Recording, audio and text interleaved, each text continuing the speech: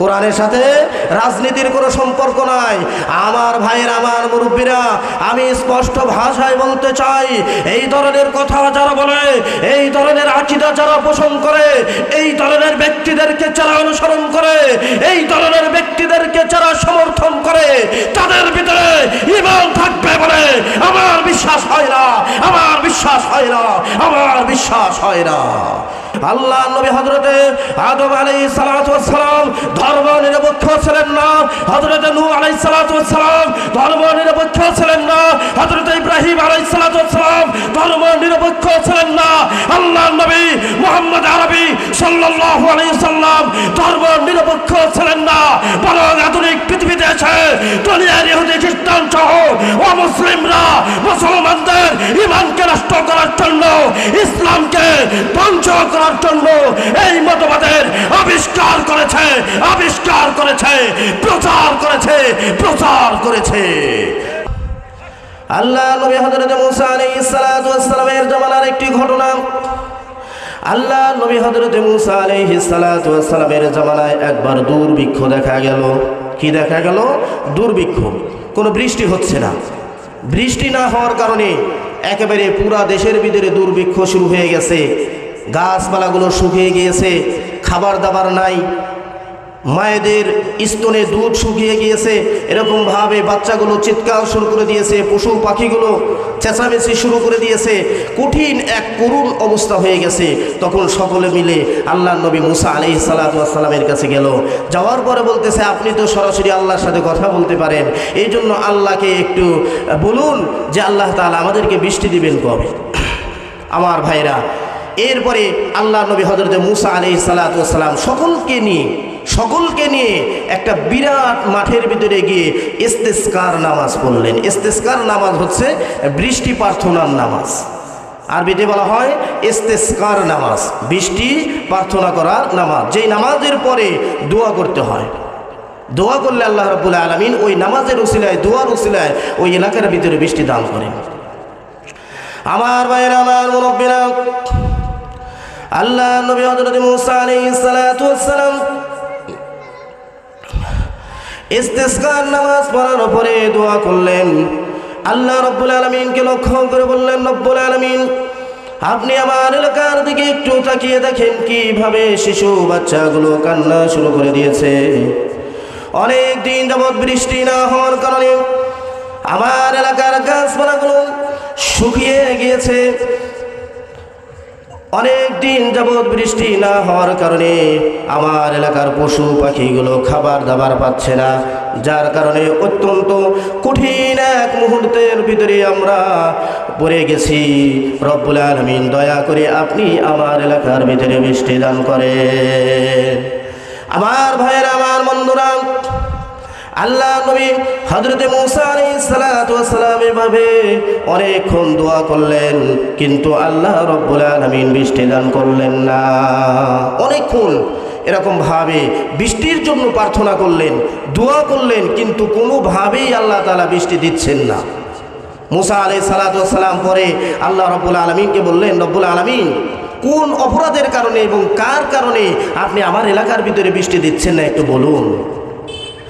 আল্লাহ রাব্বুল আলামিন তখন হযরত মুসা আলাইহিস সালাতু ওয়াস সালামকে লক্ষ্য করে বললেন, হে মুসা, তাহলে শোনো, তোমার এই দলের ভিতরে আমার এমন একজন বান্দা রয়েছে, যেই বান্দা একদিন নয়, 2 দিন নয়, 1 সপ্তাহ নয়, 2 সপ্তাহ নয়, 1 মাস নয়, 2 মাস নয়, 1 বছর নয়, 2 বছর নয়, লাগাতার 40 বছর পর্যন্ত আমার নাফরমানির ভিতরে লিপ্ত রয়েছে। ও মুসা, ভালো করে শুনে রাখো, যতক্ষণ পর্যন্ত আমার এই বান্দা তোমার দলের ভিতরে থাকবে, ততক্ষণ পর্যন্ত আমি আল্লাহ রাব্বুল আলামিন বৃষ্টি দান করব না। একেবারে স্ট্রেট সোজা কথা, এই বান্দা তোমার দলের ভিতরে থাকবে, আমি বৃষ্টি দেব না, থাকবে না, আমি বৃষ্টি দেব। মুসা আলাইহিস সালাতু ওয়াস সালামের তো বৃষ্টি দরকার, এই জন্য তিনি দাঁড়িয়ে গেলেন এবং একেবারে জোর গলায় ঘোষণা করলেন যে ওই বান্দাকে, যে 40 বছর পর্যন্ত আল্লাহর নাফরমানি করতেছো, তাড়াতাড়ি তুমি এই দল থেকে বের হয়ে যাও, অন্যথায় আল্লাহ রাব্বুল আলামিন বৃষ্টি দান করবেন না। আমার ভাইরা, আমার মুরব্বীরা, আবার ওই ব্যক্তি কঠিন চিন্তায় পড়ে গেল। কঠিন বিপদের ভিতরে পড়ে গেল। এবার ওই ব্যক্তি মহান আল্লাহ রব্বুল আলামিনকে মনে মনে ডাকতে শুরু করলো, রব্বুল আলামিন, আমি তো কঠিন বিপদের ভিতরে পড়ে গেলাম। আমি যদি এখন এখান থেকে বের হয়ে যাই তাহলে সমস্ত মানুষ আমাকে লজ্জার ভিতরে ফেলবে। আবার যদি এখান থেকে বের না হয়ে যায়, যদি এখানে অবস্থান করি, তাহলে শুধুমাত্র আমার একার কারণে এতগুলো মানুষ কষ্ট পাবে, এতগুলো পশু পাখি কষ্ট হবে, এটাও সহ্য করার নয়। রব্বুল আলামিন, যেই 40 বছর পর্যন্ত আমি আপনার নাফরমানি করেছি, আমি স্বীকার করে নিচ্ছি আমার ভুল হয়েছে, আমি আর জীবনে এই ভুল করব না, আমি আর জীবনে নাফরমানি করব না। রব্বুল আলামিন, দয়া করে আপনি আমাকে ক্ষমা করে দিন, আমার তওবাকে কবুল করে নিন। আমার ভাইয়েরা, আমার মুরব্বীরা, কিতাবের ভিতরে লেখা হয়েছে, কিতাবের ভিতরে স্পষ্টভাবে লেখা হয়েছে, আল্লাহ রব্বুল আলামিন সাথে সাথে ওই বান্দার তওবাকে কবুল করে নিলেন এবং মুহূর্তের ভেতরেই ওই এলাকার ভিতরে মুষলধারে বৃষ্টি শুরু করে দিলেন। মুষলধারে আল্লাহ তাআলা বৃষ্টি দিলেন। আমার ভাইয়েরা, আমার মুরব্বীরা, মুসা আলাইহিস সালাতু ওয়াস সালাম হতভম্ব হয়ে গেল, কিং কর্তব্য বিমূঢ় হয়ে গেল। তিনি সরাসরি আল্লাহকে বললেন, রব্বুল আলামিন, কি হলো? আল্লাহ নবী মুসা আলাইহিস সালাতু ওয়াস সালাম আল্লাহ রব্বুল আলামিনকে লক্ষ্য করে বললেন, রব্বুল আলামিন, এই মাত্র আপনি বললেন ওই বান্দা যতক্ষণ পর্যন্ত আমার দলের ভিতরে থাকবে ততক্ষণ পর্যন্ত আপনি বৃষ্টি দেবেন না, তাহলে এই মুহূর্তে কার কারণে আপনি বৃষ্টি দান করলেন? আমার ভাইয়েরা, আমার বন্ধুরা, আল্লাহ রাব্বুল আলামিন সাথে সাথে হযরত মুসা আলাইহিস সালাতু ওয়াস সালামকে লক্ষ্য করে বললেন, হে মুসা, তাহলে শোনো, যার কারণে আমি আল্লাহ রাব্বুল আলামিন বৃষ্টি বন্ধ করে রেখেছিলাম, আমি আল্লাহ রাব্বুল আলামিন তার কারণেই তোমার এলাকার ভিতরে বৃষ্টি দান করলাম। তার কারণেই আমি বৃষ্টি দান করেছি, কারণ আমার এই বান্দা আমার কাছে তওবা করেছে, আমার কাছে ইস্তেগফার করেছে, আমার কাছে অনুনয় বিনয় করে মাপ চেয়েছে। এই জন্য আমি আল্লাহ রাব্বুল আলামিন তাকে মুহূর্তের ভিতরে মাফ করে দিয়েছি এবং তার উসিলায় মুহূর্তের ভিতরে তোমার এলাকার ভিতরে বৃষ্টি দান করেছি। তাহলে আল্লাহ রাব্বুল আলামিন একজন বান্দাকে কত দয়া করেন, কত মহব্বত করেন, কত ভালোবাসেন। তাহলে এই তওবা এবং ইস্তেগফার দরকার আছে না নাই? আমার ভাইয়েরা, আমার মুরব্বীরা, মুসা আলাইহিস সালাতু ওয়াস সালাম আল্লাহর কাছে আরজি করলেন, আবদার করলেন, আল্লাহ, আপনার এই মহব্বতের বান্দাকে আমি আমার চর্ম চোখে একটু দেখতে চাই। আল্লাহ রাব্বুল আলামিন বললেন, না, তোমাকে দেখানো হবে না, কারণ এখন যদি আমি তাকে দেখাই তাহলে সমস্ত মানুষ মনে করবে এই বেচারাই 40 বছর পর্যন্ত গুনাহ করেছিল, নাফরমানি করেছিল, এখন আল্লাহ তাআলা তাকে মাফ করেছেন, সে লজ্জায় পড়ে যাবে। অথচ যেই বান্দাকে আমি 40 বছর পর্যন্ত তার গুনাহকে আমি ঢেকে রেখেছি, তাকে মানুষের সামনে অপমানিত করিনি, তাকে লজ্জায় ফেলেনি, সুতরাং এখন তাকে লজ্জায় ফেলা যাবে না। এই জন্য আল্লাহ রাব্বুল আলামিন তাকে কি করলেন না? দেখাইলেন না। আমার ভাইরা, আমার মুরব্বীরা, এই তওবা এবং ইস্তেগফার অত্যন্ত গুরুত্বপূর্ণ বিষয়। তওবা এবং ইস্তেগফারের ফজিলত সম্পর্কে বলতেছিলাম। আরেকটি হাদিস বলি, ইস্তেগফার করলে কি লাভ হবে। আল্লাহর নবী, বিশ্ব নবী মুহাম্মদ আরবী সাল্লাল্লাহু আলাইহি ওয়াসাল্লাম বলেন, একটি ইস্তেগফার আছে, যে ইস্তেগফারের নাম হচ্ছে সাইয়্যিদুল ইস্তেগফার। আল্লাহর কোন বান্দা যদি সকালবেলা ফজরের পরে সাইয়্যিদুল ইস্তেগফার পাঠ করে, তাহলে সন্ধ্যা আসার আগে যদি তার মৃত্যুবরণ হয়ে যায়, আল্লাহ রাব্বুল আলামিন সাথে সাথে তাকে জান্নাত দান করবে। আমার ভাইয়েরা, আমার মুরব্বীরা, শুধু তাই নয়, এই সাইয়্যিদুল ইস্তেগফার যদি আল্লাহর কোন বান্দা সন্ধ্যার পরে মাগরিবের নামাজের পরে যদি পড়তে পারে এবং ফজর আসার পূর্বে যদি তার মৃত্যু হয়ে যায়, তাহলে আল্লাহ রাব্বুল আলামিন তাকে সরাসরি জান্নাতের ভিতরে দাখিল করবেন, প্রবেশ করবেন। এই তওবা এবং ইস্তেগফার কত গুরুত্বপূর্ণ বিষয়। আমার ভাইরা, এই কথাগুলো কি আমার? এই কথাগুলো আমার নয়, এটা হচ্ছে সরাসরি আল্লাহর কোরআনের। কার? আল্লাহর কোরআনের। আমার ভাইরা, আমার মুরব্বীরা, আল্লাহর কোরআনকে অনুসরণ করা দরকার আছে না নাই? আজকে বড়ই আফসোস লাগে, আজকে কোরআনের মাহফিলে মানুষ হয় না, কিন্তু যাত্রার প্যান্ডেলে ঠিকই মানুষ হয়। আবার মুসলমান হয়ে ইমানদার দাবি করে, অথচ বলে যে কোরআনের সাথে রাজনীতির কোনো সম্পর্ক নাই। কোরআনের সাথে রাজনীতির কোনো সম্পর্ক নাই। আমার ভাইয়ের, আমার মুরব্বীরা, আমি স্পষ্ট ভাষায় বলতে চাই, এই ধরনের কথা যারা বলে, এই ধরনের আকীদা যারা পোষণ করে, এই ধরনের ব্যক্তিদেরকে যারা অনুসরণ করে, এই ধরনের ব্যক্তিদেরকে যারা সমর্থন করে, তাদের ভিতরে ঈমান থাকবে বলে আমার বিশ্বাস হয় না, আমার বিশ্বাস হয় না, আমার বিশ্বাস হয় না। কারণ কোরআনের সাথে যদি রাজনীতির সম্পর্ক না থাকতো, তাহলে আমার আপনার প্রিয় নবী, বিশ্ব নবী মুহাম্মদ আরবি সাল্লাল্লাহু আলাইহি ওয়াসাল্লাম মদিনার বাদশাহ হতে পারতেন না, মদিনার সম্রাট হতে পারতেন না। কি বলেন? মদিনার সম্রাট হতে পারতেন না। অথচ আল্লাহ রাব্বুল আলামিন এই কোরআনের সাথে রাজনীতির সম্পর্ক আছে কিনা নাই, একথা আল্লাহ তাআলা কোরআনের ভিতরেও বলে দিয়েছেন।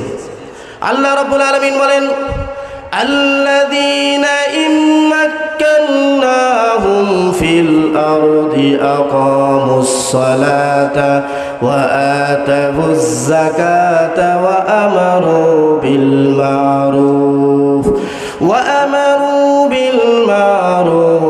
ونهوا عن المنكر ولله عاقبة الأمور। আমার ভাইরা, আল্লাহ রাব্বুল আলামিন এই আয়াতের ভিতরে স্পষ্ট ভাষায় বলে দিয়েছেন, যাদেরকে রাষ্ট্র ক্ষমতা দেওয়া হবে তারা চারটি কাজ এই পৃথিবীর জমিনে করবে। এক নাম্বার হচ্ছে আকামুস সালাতা, নামাজকে কায়েম করবে, নামাজকে বাধ্যতামূলক করবে, প্রতিষ্ঠিত করবে। দ্বিতীয় নাম্বার ওয়া আতাউজ যাকাতা, যাকাতকে প্রতিষ্ঠিত করবে এবং বাধ্যতামূলক করে দিবে। তিন নাম্বার হচ্ছে ওয়া আমারু বিল মা'রুফ, সৎ কাজের আদেশ করবে এবং অসৎ কাজের নিষেধ করবে। তাহলে এই আয়াত দ্বারা স্পষ্ট বোঝা যায় যে কোরআনের সাথে রাজনীতির সম্পর্ক আছে।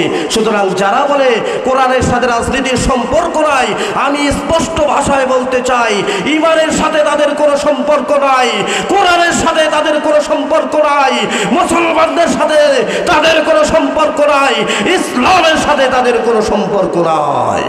আমার ভাইরা, আমার মুরব্বীরা, আমি স্পষ্ট ভাষায় বলতে চাই, আল্লাহ নবী হযরত আদম আলাইহিস সালাতু ওয়াস সালাম এই কথা বলেন নাই। এটা হচ্ছে যারা ধর্ম নিরপেক্ষ মতবাদে বিশ্বাসী তাদের কথা এবং তাদের দোসরদের কথা। ধর্ম নিরপেক্ষ মতবাদ এটা হচ্ছে ঈমান বিধ্বংসী, ইসলাম বিধ্বংসী একটি মতবাদ, যাকে কাফেররা বলে অ্যান্টি ইসলাম। ধর্ম নিরপেক্ষ মতবাদকে বলা হয় অ্যান্টি ইসলাম, ইসলামকে ধ্বংসকারী। দুনিয়ার ইহুদি খ্রিস্টানরা এই মতবাদের আবিষ্কার করেছে। কেন আবিষ্কার করেছে? যাতে করে মুসলমানদের ঈমান নষ্ট হয়ে যায়, ইসলাম নষ্ট হয়ে যায়। সুতরাং এই জামানায় এসে যারা বলবে যে কোরআনের সাথে রাজনীতির সম্পর্ক নাই, আমি স্পষ্ট ভাষায় বলতে চাই, তাদের ঈমানের সাথে সম্পর্ক নাই। তারা হচ্ছে দুনিয়ার ইহুদি খ্রিস্টানদের দালাল এবং ফ্যাসিবাদের দালাল, ফ্যাসিবাদের দালাল। আমার ভাইরা, আমি স্পষ্ট ভাষায় বলতে চাই, আল্লাহ নবী হযরতে আদম আলাইহিস সালাতু ওয়াস সালাম ধর্ম নিরপেক্ষ ছিলেন না, হযরতে নূহ আলাইহিস সালাতু ওয়াস সালাম ধর্ম নিরপেক্ষ ছিলেন না, হযরতে ইব্রাহিম আলাইহিস সালাতু ওয়াস সালাম ধর্ম নিরপেক্ষ ছিলেন না, আল্লাহ নবী মুহাম্মদ আরবি সাল্লাল্লাহু আলাইহি সাল্লাম ধর্ম নিরপেক্ষ ছিলেন না। বরং আধুনিক পৃথিবীতে এসে দুনিয়ার ইহুদি খ্রিস্টান সহ অমুসলিমরা মুসলমানদের ঈমানকে নষ্ট করার জন্য, ইসলামকে ধ্বংস করার জন্য এই মতবাদের আবিষ্কার করেছে, আবিষ্কার করেছে, প্রচার করেছে, প্রচার করেছে। আমার ভাইরা, আমার মুরব্বীরা, এই জন্য ঈমান বিধ্বংসী এই ধর্ম নিরপেক্ষ মতবাদের কবর রচনা করতে হবে। এই বাংলাদেশকে কোরআনের বাংলাদেশ বানাতে হবে। আমার ভাইরা, এই বাংলাদেশে আমরা অনেক বাংলাদেশ দেখেছি। এই বাংলাদেশকে একবার ডিজিটাল বাংলাদেশ বানানো হয়েছে, সবুজ বাংলাদেশ বানানো হয়েছে, লাল বাংলাদেশ বানানো হয়েছে, সর্বশেষে স্মার্ট বাংলাদেশ বানানো হয়েছে।